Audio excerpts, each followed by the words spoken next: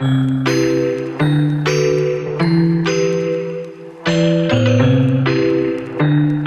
to Fit and Focus, Wellness for Busy Women, the podcast where we dive into the world of health and well-being tailored specifically for women who are juggling demands of both career and family. I'm your host, Shane, and I understand the challenges of balancing a thriving career while nurturing a family. So grab your headphones, take a deep breath, and let's embark on this journey to become the best versions of ourselves together. Get ready to get fit and focus. Let me see. Anyone else said something? Make sure I don't miss anybody. Okay. Alrighty. So I think there's all the other stuff I wanted to talk about. But okay, so this is what we talked about. Okay. Perfect. Okay, so I want to look at women history in general. Okay, because when if I say Obama, when President Biden signed the executive order to help with research, to help increase research when it comes to women's health, it's like a lot of things. Just I started to think about the top things I want. From my experience being around women, what I want. That money is supposed to be $12 billion or whatever. It's supposed to help, whatever. But what I would like that money to research, try things to research. So I decided to look up certain things like the history of women or whatever, like So first of all, the suffrage movement that started in about 1948. Okay, that's when women wanted rights, women wanted to vote. That's sorry, 1848. That's when women wanted to vote and have more rights and stuff like that. Okay, Seneca Falls Convention. Okay, I think that's where it really started. Okay, that's when the movement started. It's pretty much like no one knows, like pretty much like the civil rights for women, specifically for women. I keep saying specific, like the C or whatever. Anyway, then all the way to 1920, the passage of the 19th Amendment. Okay, allowing women to vote. Okay, big milestone, incredible, great. Then there's women's liberation movement between 1960 and 1970, the movement for gender equality and reproductive rights, leading to significant legislative changes and shifts. Okay, that's 1960s, 1970s. Okay, Roe versus Wade. Okay, legalizing abortion nationwide.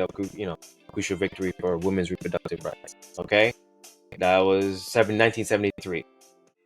Okay, but I don't know why it's out of order. But 1972, sexual discrimination in educational programs and activities receiving federal funding, greatly extending opportunities for women in sports and education. Fantastic, but that was before Wade, so 1 year off. But the appointment of Sandra Day O'Connor into the Supreme Court, 1981. Okay. Fast forward again, 2009. 2009. Okay, the act, Lilly Ledbetter, I think I said that right, Fair Pay Act, 2009. This act helps combat wage discrimination by extending the time frame in which employees can file lawsuits over unequal pay.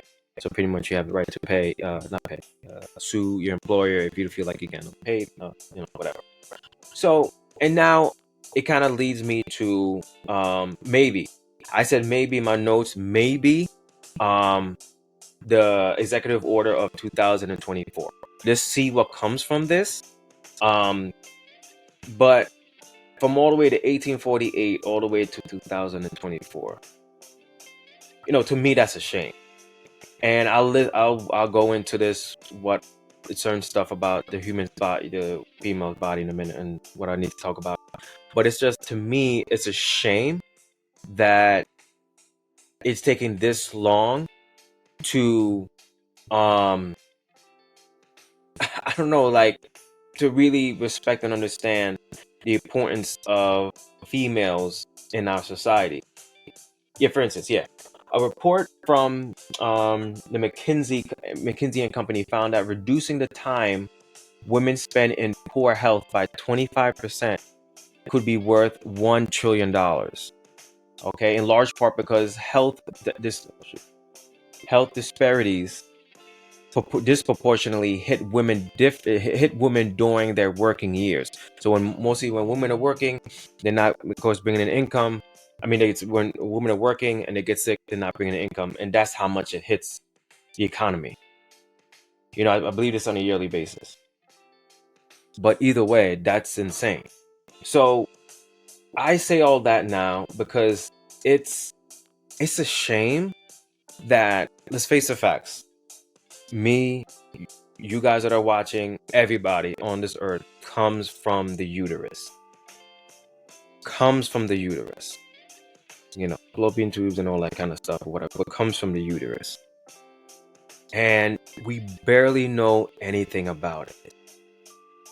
Just let that sit in for a minute. Let's let that sit and understand that. We understand it, but we don't really understand it because it's not prioritized that much. And it's a shame. To me, it's an absolute shame because the amount of stuff that women go through, and they don't know what the doctors really don't know. Like, endometriosis, excuse me, bladder pain syndrome, fibromyalgia. I mean, men have that too, but mostly women have it. Okay, PCOS. All this stuff that women, but they don't. They know what to name it for the most part, but they don't know anything about it. It's just, to me, it just baffles my mind. To me, it baffles. Like, I had no idea about this. I did not know that women's bodies in general. I mean, cause I'm a guy, so I mean, but I didn't realize this until I started to look deeper and deeper and started to do this Facebook group and this groups. I started to do this. I started to realize that but this is stuff that doesn't make sense. But we know. Is it okay? But we know and have million pills for ED. Yes, yes, that's right. That is absolutely right. But that's what I'm saying. Okay, let's face the facts. A man does what he has to do, lasts for a couple minutes or a couple seconds, whatever, and that's it. But majority of the growth happens in a woman. So how the hell do we don't understand the uterus? Endometriosis. I mean, fibroids. 80% of women have fibroids. Especially African American women from my minorities, but I think it's mostly African American women. And the only thing I know about it, from what I understand, is like a higher level of estrogen levels, or whatever, crazy. But these things look like golf balls, the size of golf balls, and there's still no 100% understanding of what causes this. That doesn't make sense to me. I think I heard somebody say, actually, yeah, today, someone said that she knows somebody that looked like she's 12 months. No, not 12 months. That's impossible. 7 months pregnant because of her fibroids. That is absolutely crazy. And we need to have some executive order to galvanize people to actually research more. That, to me, that doesn't make any sense. That really doesn't make any sense to me. It's pathetic. But I don't know, because I remember when I was going to school, I went to school for sports rehab. And there's one thing I always known when it comes to sports medicine, when it comes to those kind of things, apparently America's up there. America's a top tier. Okay, because I think that it brings in the money. It brings in whatever prestige. Okay, we're competing in the Olympics. We're bringing in all that kind of stuff it brings in.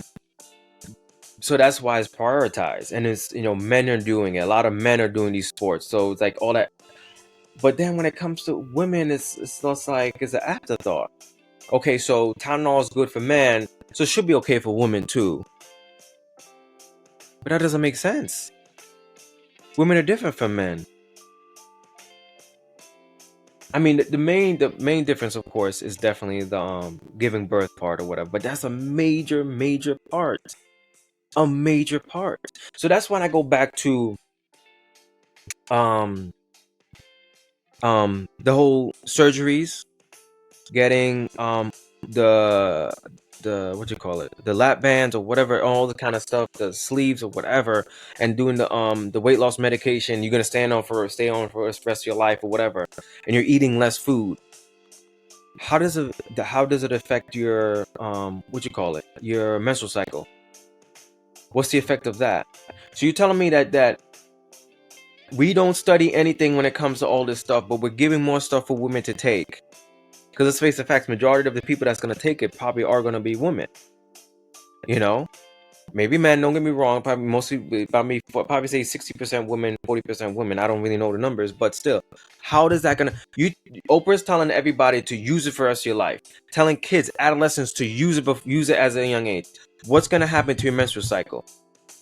What's going to happen?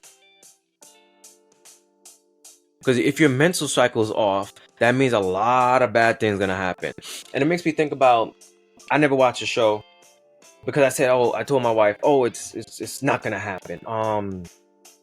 Brides, no, maids, Handmaid's Tale. Only certain amount of people that can give birth and all that kind of stuff. That can't happen. That's impossible. Well, maybe not. Because if you look at what's it, Sharon Osbourne, because of her use, I think it was more because of high dosage that she was taking. She cannot eat anything. I mean, she cannot gain the weight back. She lost so much weight and she cannot gain it back. And I think maybe because ghrelin, the hormone that makes you get hungry or whatever, is pretty much probably gone or diminished. Because the thing is, like, say for instance, when you're taking hormone replacement therapy, if you keep taking it, your body's gonna think, oh, you already have enough, so let me stop producing estrogen or whatever. You're already having enough, or testosterone, whatever. You're already having enough. So what if she kept on taking that shot or whatever, and then her ghrelin hormone is pretty much shut down and not coming back? So that's what I'm saying. What if you keep taking those shots and certain stuff happens that creates permanent stoppage of your period, if that makes sense? You know what I'm saying? So I don't know. It's kind of scary to think about. And that's I don't know. I just think that it's a shame, one, because it took us this long to actually look into this stuff, looking more into women's health, because that's where we come from. Like, it just baffles my mind. I mean, I wouldn't believe this, but that's where we come from. Our bodies come. I mean, we come from a woman's body, a woman's uterus, but we barely know anything about it.